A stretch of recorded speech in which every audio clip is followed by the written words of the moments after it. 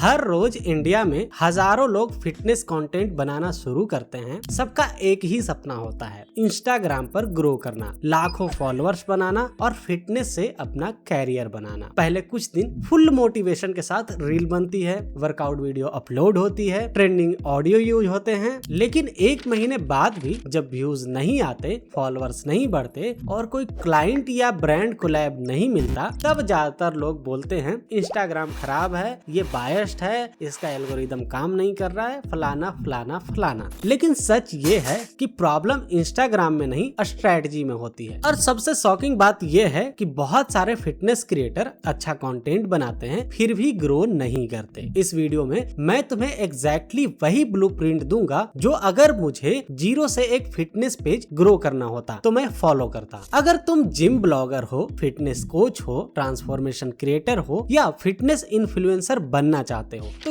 ये video and तक देखना, क्योंकि यहाँ मैं रैंडम इंस्टाग्राम टिप्स नहीं दूंगा। मैं तुम्हें स्टेप बाय स्टेप बताऊंगा कि कैसे कंटेंट को प्लान करना है, किस टाइप की वीडियो शूट करनी है, ऑडियंस को कैसे इंगेज करना है, एआई का यूज कैसे करना है और कैसे इंस्टाग्राम के फॉलोअर्स को क्लाइंट में कन्वर्ट करना है। सबसे बड़ी गलती जो ऑलमोस्ट हर फिटनेस क्रिएटर करता ही करता है वो ये है कि उसे लगता है कि लोग वर्कआउट देखने आते हैं, लेकिन रियलिटी ये है कि लोग वर्कआउट नहीं देखने आते हैं, वो एंटरटेनमेंट और सॉल्यूशन ढूंढने आते हैं। हर दूसरी रील में gym entry, dumbbell, slow motion और मोटिवेशनल म्यूजिक मिलता है। व्यूअर्स उसको फटाफट से स्वाइप अप कर देता है 2 सेकंड के अंदर ही, क्योंकि उसने ऐसा हजारों कंटेंट देखा हुआ होता है। तो जो क्रिएटर ग्रो करता है वो सिर्फ एक्सरसाइज नहीं दिखाता, वो एक्सरसाइज के पीछे की स्टोरी दिखाता है। क्या स्ट्रगल चल रहा है, क्या टारगेट है, किस चीज में इंप्रूवमेंट करनी होती है, किस दिन वर्कआउट खराब गया, किस दिन पर्सनल रिकॉर्ड बना, और यही चीजें ऑडियंस को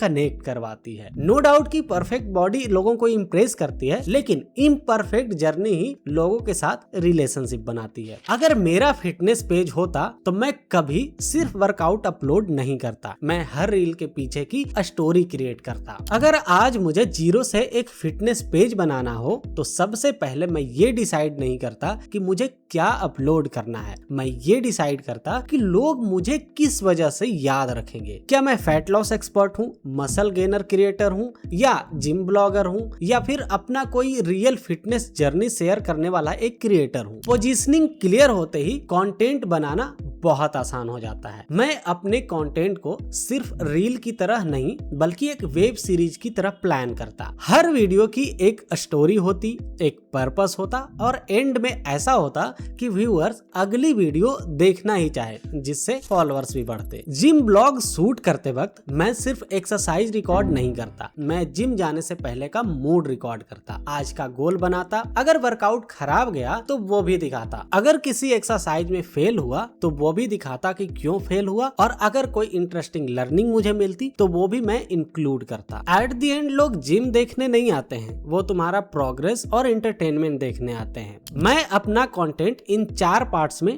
डिवाइड करता। नंबर 1 एजुकेशन, जहां ऑडियंस की प्रॉब्लम सॉल्व होती है। जर्नी, जहां ऑडियंस इमोशनली कनेक्ट करती है। प्रूफ, जहां रिजल्ट्स और ट्रांसफॉर्मेशन दिखते हैं। Number 4 and the last is personality, जहां लोग क्रिएटर को जानते हैं। शूटिंग के टाइम में वाइड शॉट्स, क्लोजअप शॉट्स और टॉकिंग शॉट्स का कॉम्बिनेशन यूज करता। वर्कआउट के बीच में कैमरा की तरफ देखकर भी ऑडियंस से बात करता ताकि उन्हें लगे कि मैं उनसे पर्सनली कनेक्ट कर रहा हूँ। और सबसे इम्पोर्टेंट, मैं सिर्फ बॉडी नहीं दिखाता, बॉडी के पीछे की लाइफ भी दिखाता। अब यहाँ तक आते आते शायद तुम्हारे दिमाग में एक क्वेश्चन आ रहा होगा, इतना सारा कंटेंट बनाएंगे कैसे? हर दिन नई रील, नया आइडिया, नई स्टोरी और नया हुक। इसी वजह से बहुत सारे क्रिएटर 15-20 दिन के बाद कंटेंट बनाना ही छोड़ देते हैं, क्योंकि उनका प्रॉब्लम कंसिस्टेंसी नहीं होता, उनका प्रॉब्लम आइडियाज को खत्म हो जाना होता है। और अगर आज भी तुम एआई को सिर्फ कैप्शंस और हैशटैग जनरेट करने के लिए यूज कर रहे हो ना, तो तुम एआई का सिर्फ 5% ही इफेक्टिवली यूज कर पा रहे हो। अगर ये फिटनेस पेज मेरा होता तो मैं एआई को अपना कंटेंट मैनेजर बना देता। हर महीने एआई के साथ पूरे पूरे 30 दिन का कंटेंट प्लान बनाता, हर आइडियाज के लिए हुक लिखवाता, स्क्रिप्ट का स्ट्रक्चर तैयार करवाता, कैप्शंस और कॉल टू एक्शंस भी इसी से रेडी करवाता। इससे मुझे रोज ये सोचना नहीं पड़ता कि आज क्या पोस्ट करना है। मेरा पूरा फोकस सिर्फ कंटेंट शूट करने और ऑडियंस के साथ कनेक्ट करने पर होता। लेकिन एक और प्रॉब्लम है, मान लो एआई ने तुम्हारे लिए सब प्लान भी कर दिया, तुम्हारी वीडियो भी बन गई, तुमने सब कुछ सही कर लिया, तुम्हारी पोजीशनिंग भी क्लियर है, कंटेंट स्ट्रेटजी रेडी है, एआई की हेल्प से पूरे 30 दिन तक कंटेंट प्लान भी बन गया और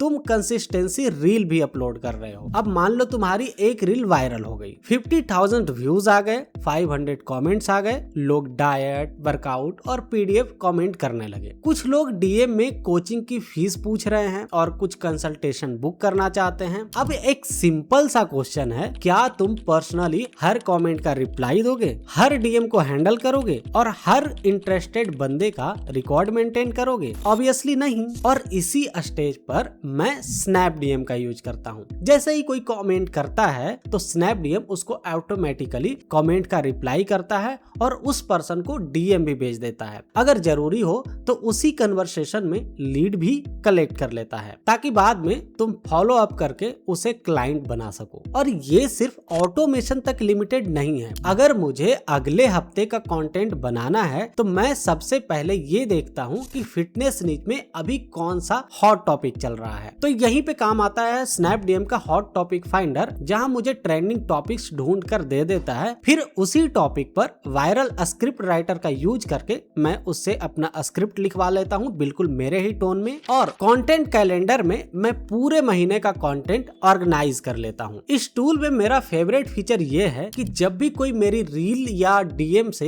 किसी पीडीएफ, वर्कआउट प्लान या फिर किसी भी तरह का लिंक का रिक्वेस्ट करता है तो स्नैप डीएम उसे पहले पोलाइटली पेज फॉलो करने के लिए बोलता है, उसके बाद ही उसे लिंक भेजता है। सोचो, अगर हर रोज तुम्हें 100 लोग तुमको डीएम कर रहे हैं, गाइड मांग रहे हैं, तो तुम ये मान के चलो ना कि उसमें से 80 लोग तुम्हें फॉलो जरूर करेंगे। तो सिर्फ इसी एक सिस्टम की वजह से तुम्हारे फॉलोअर्स भी कंसिस्टेंटली बढ़ने लगेंगे और लीड्स भी ऑटोमेटिकली जनरेट होती रहेगी। यही डिफरेंस है मैनुअली इंस्टाग्राम चलाने में और सिस्टम के साथ इंस्टाग्राम ग्रो करने में। अगर तुम्हें इस वीडियो से सिर्फ एक चीज सीखी है तो वो ये होनी चाहिए कि फिटनेस क्रिएटर बनना और फिटनेस बिजनेस बनाना दोनों अलग चीजें हैं। सिर्फ अच्छा वर्कआउट रिकॉर्ड करना इनफ नहीं है, तुम्हें स्टोरी बिल्ड करनी होगी, ऑडियंस की प्रॉब्लम को सॉल्व करनी होगी, एआई की हेल्प से कंसिस्टेंटली कंटेंट बनाते रहना होगा। जब भी ऑडियंस आनी शुरू हो जाए तो उसे मैनुअली हैंडल करने के बजाय एक सिस्टम क्रिएट करना होगा। अगर तुम ये कर लेते हो तो इंस्टाग्राम सिर्फ फॉलोअर्स देने वाला प्लेटफॉर्म नहीं रहेगा, बल्कि क्लाइंट और बिजनेसेस भी ग्रो करने का प्लेटफॉर्म बन जाएगा। और अगर तुम एक क्रिएटर हो तो बहुत सारे ब्रांड डील्स भी क्रैक कर लोगे। स्नैप डीएम का लिंक डिस्क्रिप्शन और पिन कमेंट में अवेलेबल है, तो वहां से जाके साइन अप कर लो। मिलते हैं नेक्स्ट वीडियो में। धन्यवाद।